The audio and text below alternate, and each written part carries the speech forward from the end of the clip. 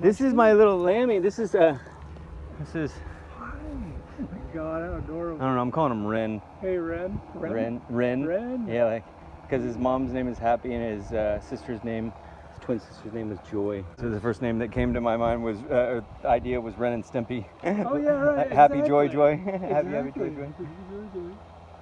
Yeah, dang, he's cute. And also, because if I can't find him at home, I'm going to have to use him to figure out how to finally make rennet. An enzyme that they use to coagulate the cheese into its solid form, solidify the milk into its solid form cheese. It comes from their fourth stomach.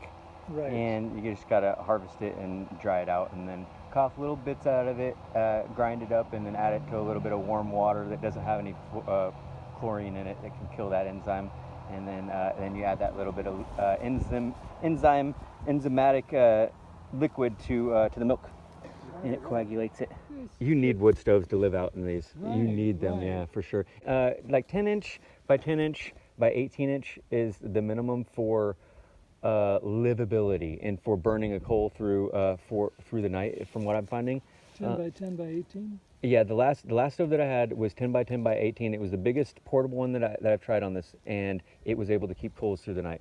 Oh, but it was portable, so it had the gaps, right? It wasn't fold down, no. I'm trying to figure out how to make this small of a wagon carry everything it needs year round instead of being a winter setup and a summer setup, which is what I've had to hash out in the last 2.5 years that I've been living out of it.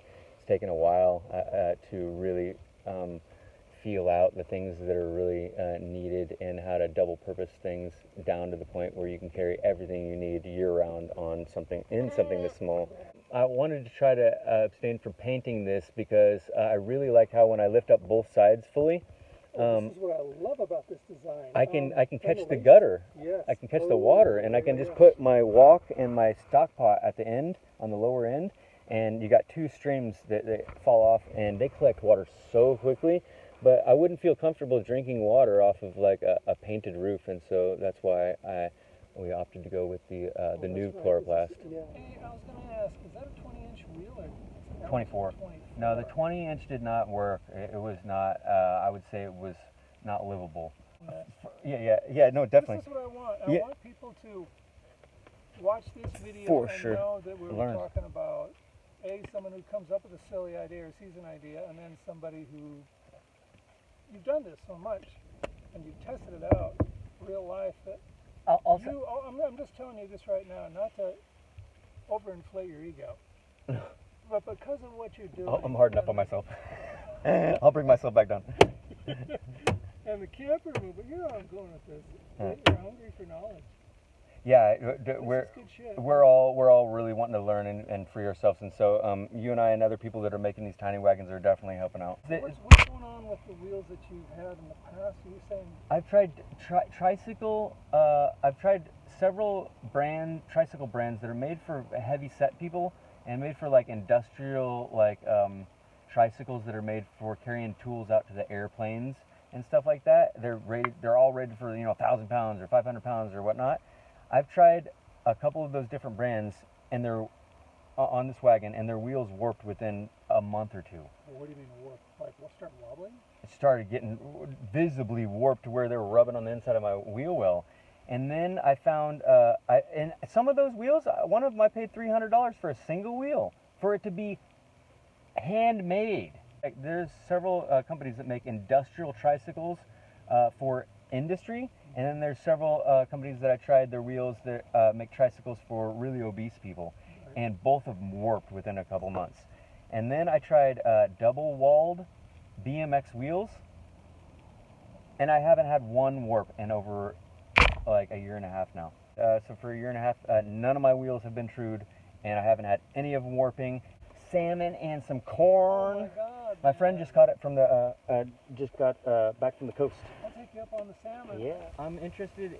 One of the things that I noticed that was starkest and most important, I think, from what I saw with the video that I saw of the bicycle camper get together, was that no one had storage under their bed. All of them were designed to be as lightweight as possible. They had the minimal amount of storage, and none of them had enough, even close to enough storage to be practical enough to actually live out of. None of them, not one. No, they were meant to camp in. Exactly. Not to live. And so, this having, I think that the designs need to have a lower floor than the axle, so that they have a lower center of gravity. I agree. That should be your requirement, or most efficiency, number one. Number two, the bed needs to be raised above the base, off of the floor base. You've got it 12 inches about? 12 and a half. 12 and a half. And yeah. that, how does that work out pretty good? oh my God, so much storage underneath, I don't even need all of it. Let's concentrate on the things that you would like to improve with this thing. Okay, things that I would like to improve with this thing. Say that again? The things that, thank you. The things that I would like to improve with my design would be we made it for 20-inch wheels originally, and found those not to be large enough for efficient off-road travel. So we had to cut these holes and put in 24-inch wheels, obviously making the bed and the bench seats another inch higher, so that you're not tracking mud up inside, would be something I would like to change. Number two, I would like to change would I would make the whole wagon from upright to upright, instead of 6 feet long, I would make it 8 feet long, which is the same length as the roof chloroplast. I would have it flush with it, so that I could have 4 of these 24-inch by 24-inch bed boards. And the reason I would do that is because the middle bed board right here is the table. I'm working out how to get this to be a table 8 foot long, so that I had 4 of them, so that you could have 2 benches and a table, but that you could cook at the same time. Right now, when I have my stove underneath this guest chair, we're not able to cook a meal. I have to lift this up in order to cook it. And so if you had it another bedboard down there, 24 inches, you'd have your stove underneath that and still provide seating. My workaround for that is that I'm going to have my friend.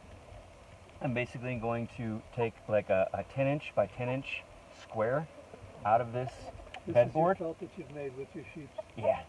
I'm going to take a 10-inch by 10-inch square out of this.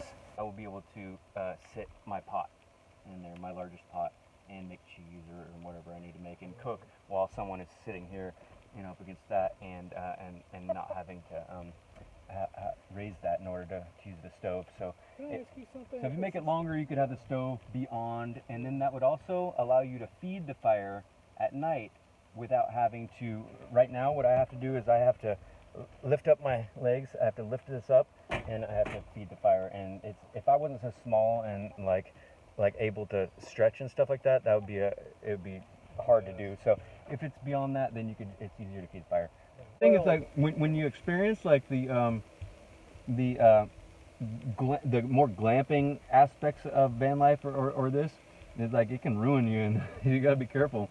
Like I feel like I'm getting ruined by the electric freezer, the ability to freeze stuff, and like I can haul around, like meat. I can haul around enough stuff and not have it in the back of my head that I have to consume this within this time frame. Otherwise, it's gonna go bad, even though I'm not hungry enough, and I have to make myself eat things, and then I end up like eating more like limited spectrums of foods. But if I have the ability to preserve foods for longer, then I have more of a selection to pull from. You want to try some sheep milk? I'd love to. Okay, it's really rich. Like most people cut their sheep milk with like 25% water. Really? Yeah. Looks like I almost drinking cream. It's ridiculously good. Here. Let's see how you like it. Super. You want some of that, don't you? You want the warm stuff, though. So I like to make it ice cold so that. Yeah. Is it good? That's good. Yeah, isn't that good? That's real good. It's almost twice as nutritious and twice as many calories as goat milk, and it's almost 3 times as nutritious and as many calories as cow milk. I'm 3 like, times is cuter too. yeah, right. Yeah. Definitely gonna do that. And they require less water too. Like sheep are the most water efficient livestock next to donkeys.